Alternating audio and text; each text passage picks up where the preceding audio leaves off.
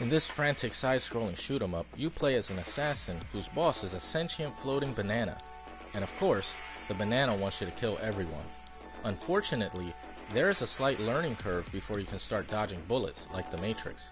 I played on the PC version using an Xbox 360 controller, but even though you can customize your control scheme, the default controls are a little difficult to wrap your hands around. Keyboard and mouse people might have it a little easier, since you have to aim your cursor towards enemies, independently of your character's movements.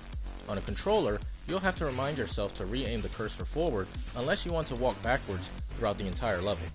And at first, you'll be taken back with how slow the character moves. Even wall jumping feels incredibly clunky, but not because of the controls, it's more in its animation. It's just a weird platforming animation that doesn't feel as snappy as you'd expect a game like this to be.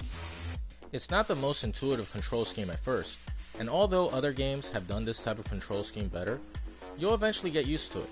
Soon you'll be shooting bullets like a gun fu master. The combat starts slow, helping you to acclimate to its controls, but soon it ramps up the carnage.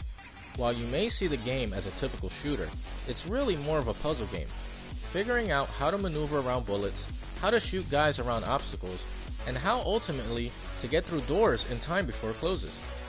And there's the real problem with the game.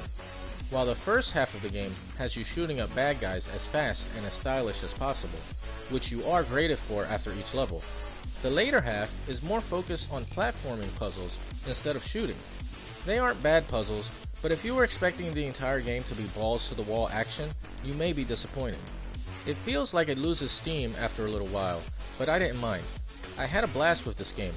Replay value won't be that high if you aren't into getting the highest score. But that stupid banana insulting you drives you to want to replay it to get that S ranking. All the while, there is this techno-noir, almost cyberpunkian music rocking in the background. The soundtrack is so good here, and it fits the world well. Sound effects are crisp and clear, but I wish the game had full voice acting instead of the Sims-esque language they used.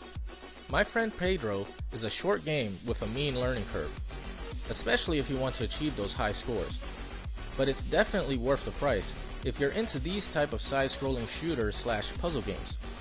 But if you were expecting more action and less puzzles, and more ways to replay the game, like a level editor or procedurally generated levels, you may be disappointed.